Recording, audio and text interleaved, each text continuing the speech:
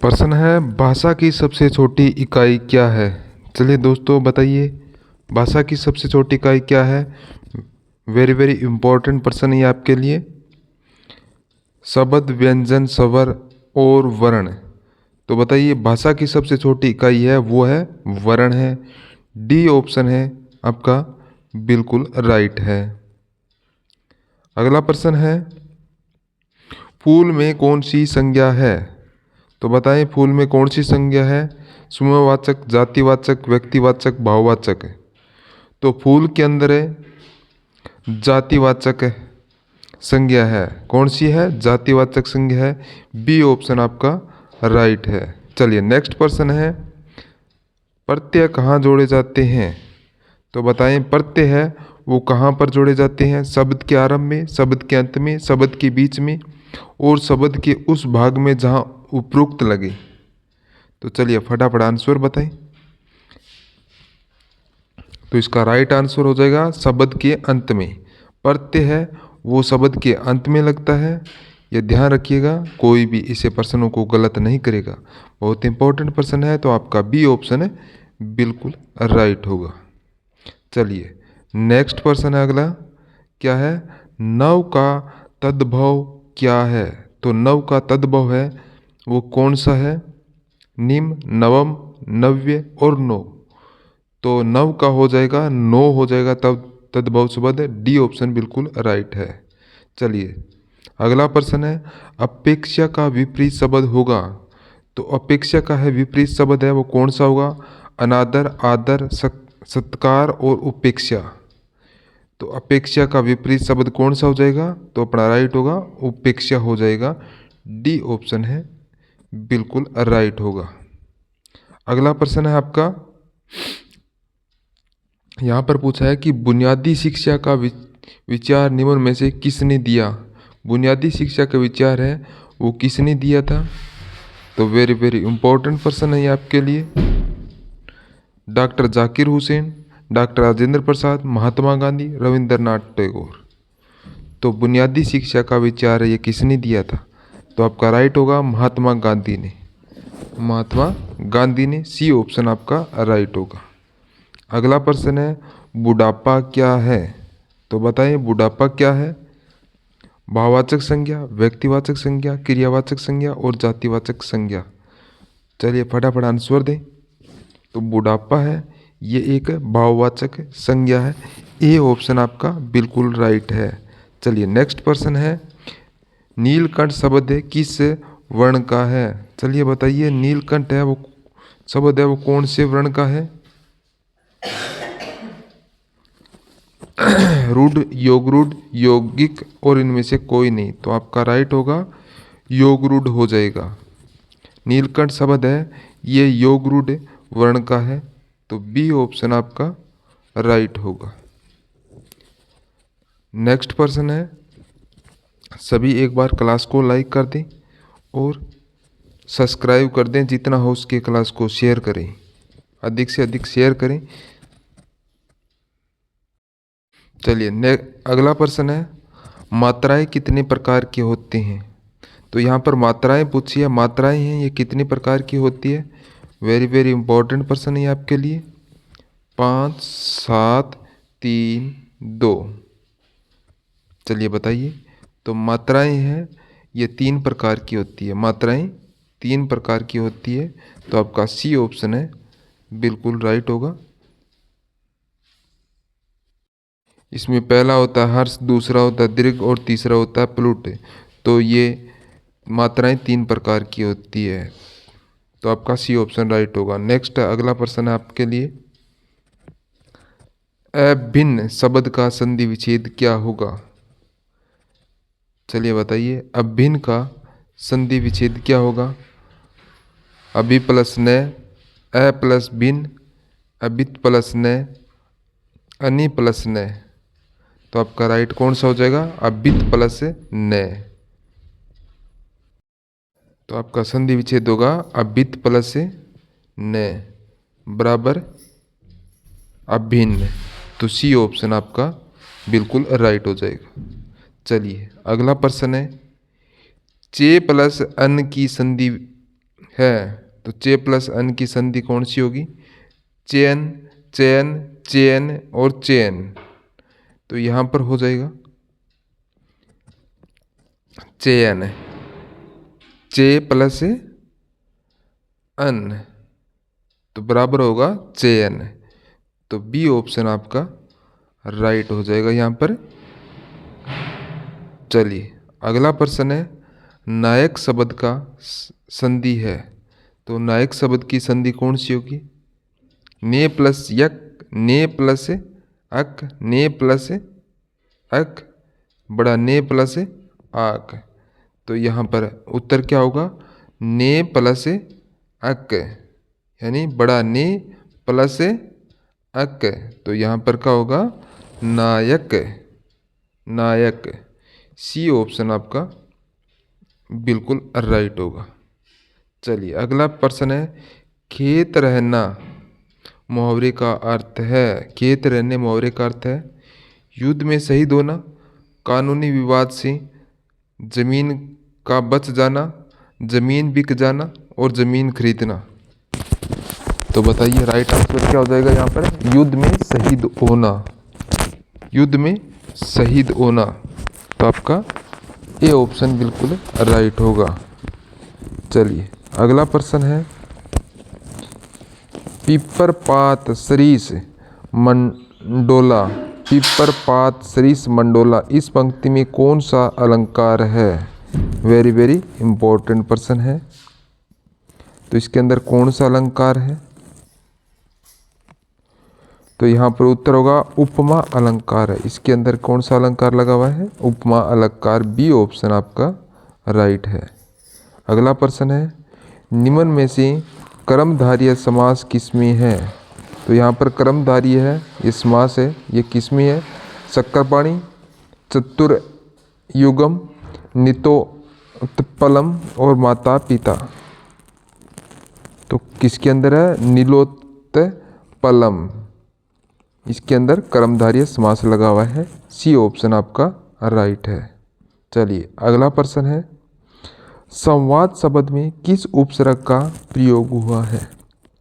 तो आपको बताना है संवाद शब्द है, इसके अंदर किस उपसर्ग का प्रयोग हुआ है? कौन से उपसर्ग का प्रयोग हुआ है? चलिए फटाफट आंसर बताइए इस प्रश्न का, कमेंट बॉक्स में आंसर बताइए। कोई भी गलत नहीं करेगा, इसका कोई भी गलत नहीं करेगा।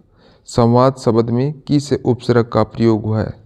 चलिए बताइए और क्लास को जितना हो उसके शेयर करिए, फटाफट शेयर कर दीजिए। यहाँ पर आपका राइट हो जाएगा सम। संवाद के अंदर सम उपसर्ग लगा हुआ है, सम उपसर्ग लगा हुआ है। तो आपका बी ऑप्शन राइट है। अगला प्रश्न है, जिस समास की दोनों पद समान होते हैं, दोनों पद समान होती है, वहाँ पर कौन सा समास होता है? तो जिन समासों के अंदर दोनों पद समान होते हैं उनमें कौन सा समास लगा होता है? तो आपका राइट हो जाएगा बहुव्रीहि समास। कौन सा? बहुव्रीहि समास आपका राइट हो जाएगा।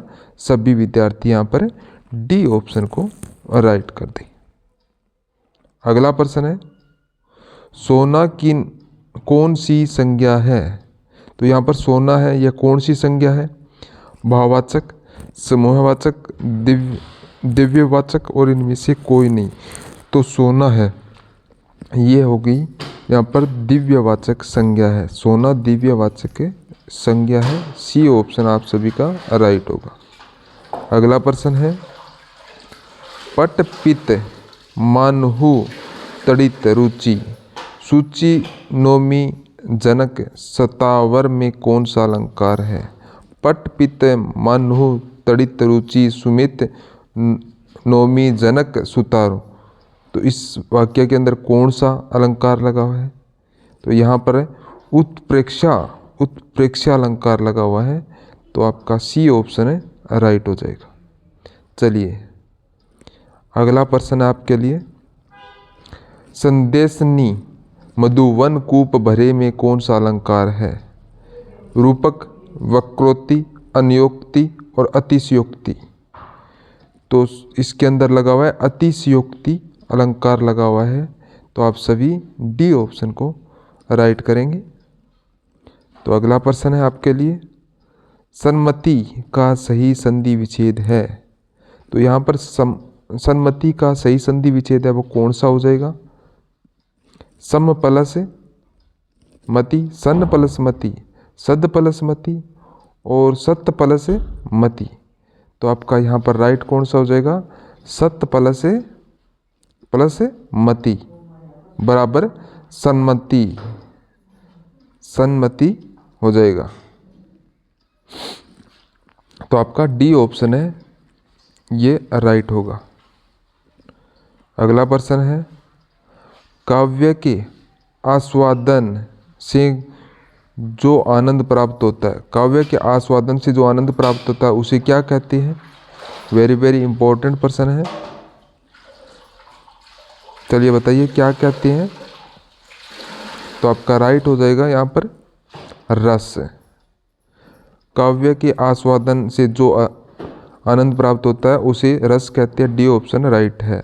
अगला प्रश्न है, किस शब्द की वर्तनी शुद्ध है? कौन से शब्द की वर्तनी है जो शुद्ध है? पृष्ठ, पर्याप्त, प्रदर्शनी और ब्रज भाषा। तो यहाँ पर ब्रज भाषा की जो वर्तनी है वो बिल्कुल शुद्ध है। तो आपका यहाँ पर राइट आंसर यहाँ पर ब्रज भाषा हो जाएगा। पृष्ठ है ये गलत है, पर्याप्त है ये गलत, प्रदर्शनी डी ऑप्शन राइट होगा। नेक्स्ट है, बाण का पर्यायवाची नहीं है। तो बाण का पर्यायवाची नहीं है कौन सा? सर, शिलिमुख और ईसु मयुख है। तो यहाँ पर मयुख है ये बाण का पर्यायवाची नहीं है। डी ऑप्शन आप राइट कर दें। अगला आकाश का पर्यायवाची है। आकाश का पर्यायवाची है वो कौन सा है? अचल, वारिद, व्योम, पशुन। तो आकाश का पर्यायवाची यहाँ पर हो जाएगा व्योम। व्योम है जो आकाश का पर्यायवाची है। सी ऑप्शन सभी राइट कर दें।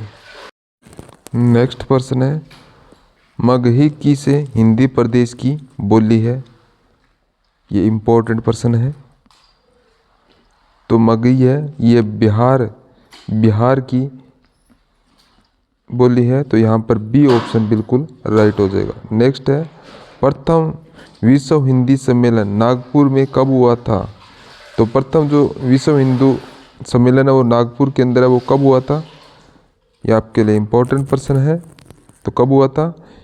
ये सम्मेलन हुआ था 10 से 14 जनवरी 1975 ईस्वी को। जो प्रथम विश्व हिंदू सम्मेलन जो नागपुर के अंदर हुआ था वो हुआ था 10 से 14 जनवरी 1975 ईस्वी में। सी ऑप्शन आपका राइट है। अगला प्रश्न है, च, छ, ज, झ ध्वनियाँ क्या कहलाती है? च, छ, ज, झ ये ध्वनियाँ है ये क्या कहलाती है? तो आपका उत्तर होगा तालव्य।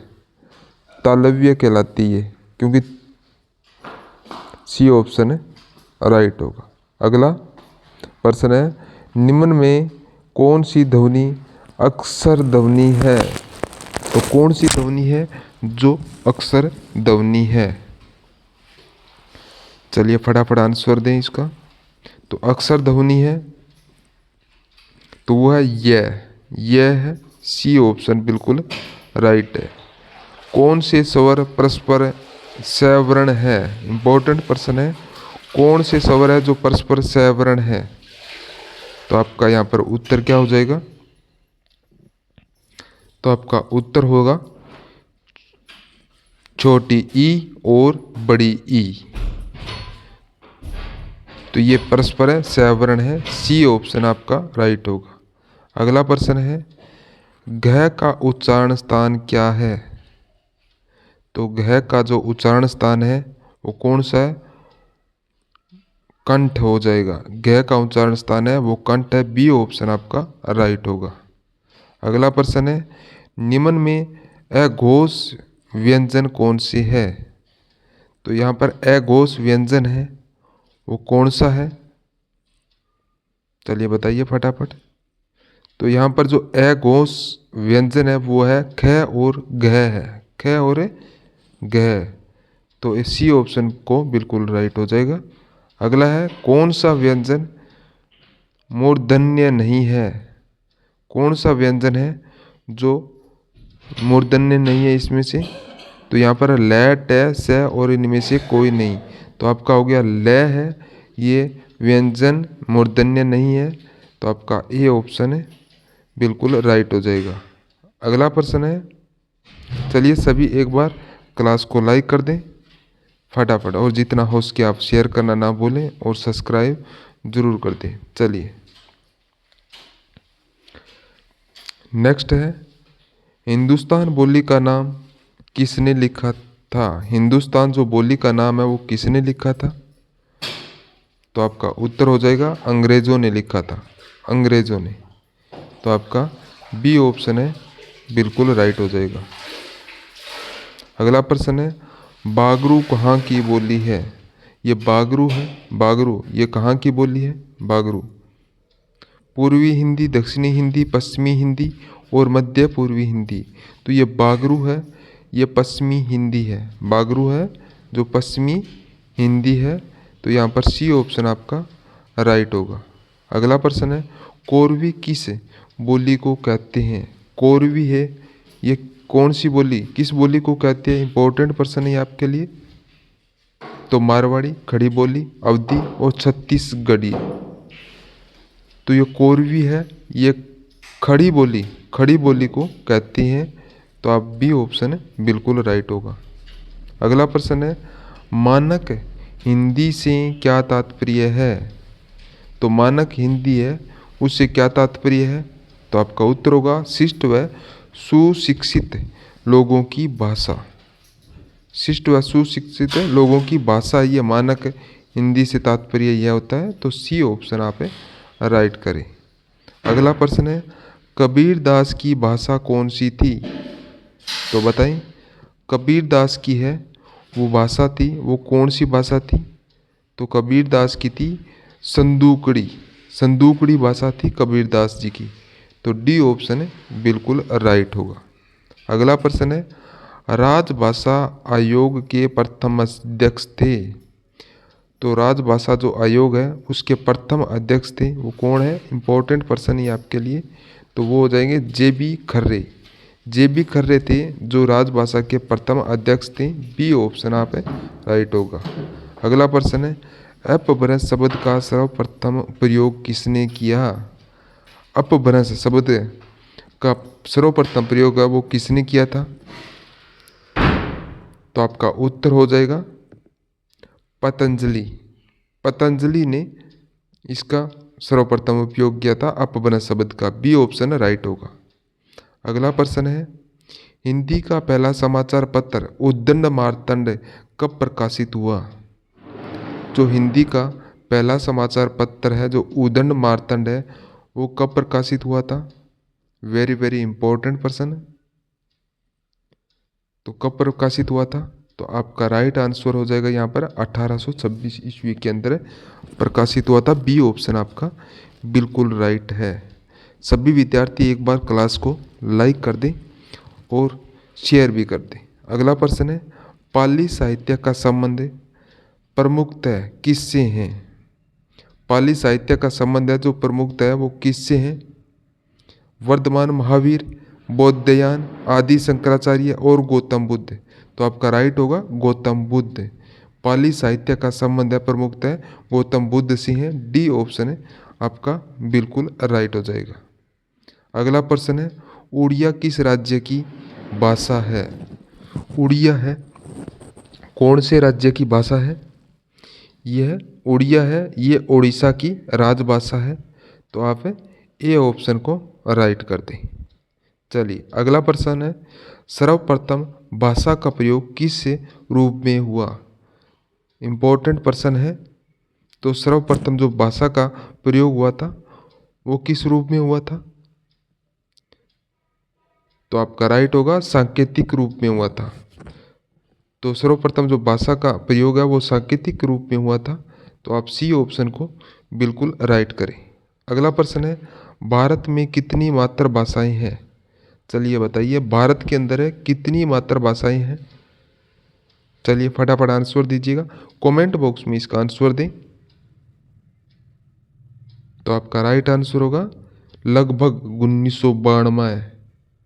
कितनी? 1992 है। बी ऑप्शन आपका राइट हो जाएगा। अगला प्रश्न है, कोंकणी कहाँ की बोली है?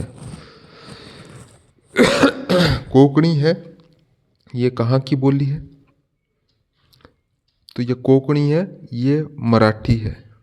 तो मराठी बोली है, तो आपका बी ऑप्शन है बिल्कुल राइट हो जाएगा। चलिए अगला प्रश्न है, निम्नलिखित में कौन पूर्वी हिंदी की बोली नहीं है? तो इनमें से कौन सी है जो पूर्वी हिंदी की बोली नहीं है?